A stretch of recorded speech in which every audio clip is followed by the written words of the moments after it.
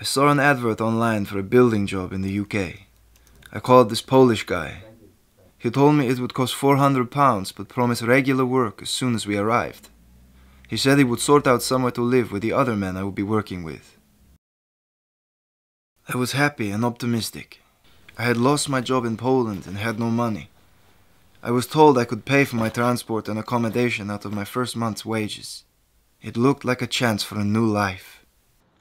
I was driven to the UK in a minibus with some other people and dropped off outside the accommodation.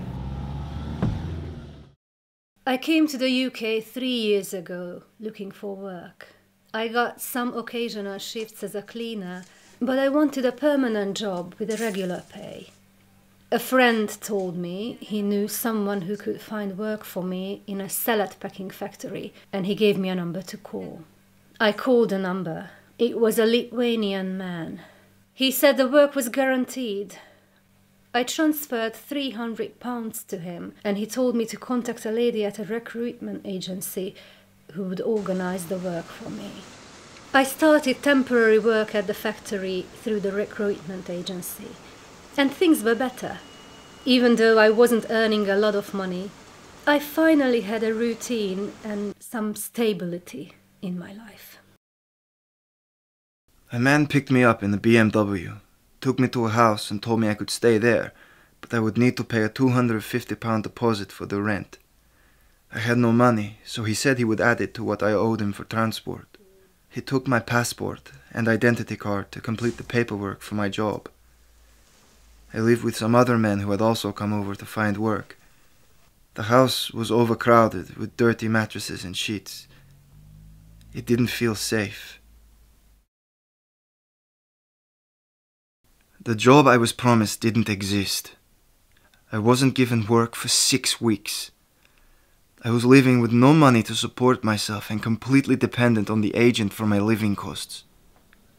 Each week I owed him more money since I was building up debt for food and rent. The agent made me open a bank account so I could apply for jobs, but he kept the bank card. I applied for a permanent job at the factory. The man who arranged the job called me and said that I had to pay him another £500 now that I had a permanent job. I told him I didn't have enough money, and he threatened to send some people to collect the money from me. The week after, I was walking home from work when a man stopped me. He grabbed me by the throat and demanded I give him money to repay my debt. He told me he would find me again soon. I heard that other people from the factory owed this gang money too. Some of them quit their jobs and went back to their home country. I eventually saved up and paid back the £500, but they told me that I owed them interest because I hadn't paid them back on time. I was taken to recruitment agencies to apply for jobs. He told me to give his address instead of the one I was living at. He told me a mobile phone number to give, as the recruitment agency would text me when more work was available. I was given a temporary job packing chicken in a factory.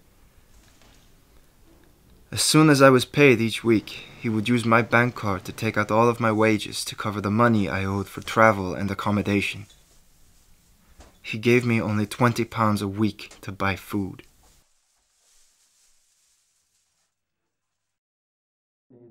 I felt constantly threatened by him. Once, when I had been given only 3 days' work, he got angry and punched me in the face, leaving me with a black eye. I felt ashamed that I had got myself into this situation, but there was no one I could turn to for help. He had total control of my life, and I didn't think I would ever get out of the debt I was in. At the weekend I went to do my shopping with a friend, and we were attacked by the gang. I was pushed around, and my friend tried to argue with them. They broke her jaw, and she had to be taken to hospital. I was terrified. My life was totally miserable. I didn't leave the house for months, except for work. And I couldn't sleep because I was too scared that the gang might come to my house in the night. I wanted to ask for help, tell someone what was going on, but I didn't know who could help. I thought about calling the police, but I didn't know if they would understand or help, and I was scared that the gang would find it out. A detective came to my house with a Lithuanian translator and said he was investigating a gang that had been threatening workers in the area. He said that he could protect me from them. I told him everything that had happened, and he asked me if I would be willing to give evidence in a trial. After I had worked and lived like this for over a year, the police and gangmasters licensing authority came to my house one day. They took me to a place where I could recover, be helped to find a good job, support myself. This is all I ever wanted. 4 men were arrested from the gang. And later I found out that there were dozens of workers at the factory who had been threatened by this gang. The police found new homes to those who had been badly hurt, and they also arranged protection for their families in Lithuania. I'm all right now, working a new job here for a good agency. But I've been through a tough time. When I look back at everything that's happened, I realize how easy it is to get trapped in a really bad situation. I should never have paid for a job that I didn't know existed. I should never have paid for a job. This is not legal in the UK. I should never have given away my passport and identity card. By then, it was already too late. I should never have got into debt with someone I didn't know or trust. I was stuck in debt to him, and he controlled my bank account. I was afraid that he would attack me if I did anything wrong. I know there are still many more people who are trapped like I was.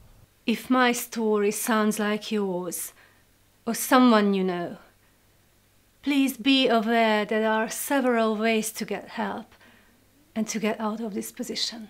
Don't get trapped like I was. And if you know anyone who is, contact the Gangmasters Licensing Authority or Migrant Help. Anything you say will be kept confidential. If you are being threatened, or you think you are in immediate danger, please call the police by dialing 999. Don't suffer in silence.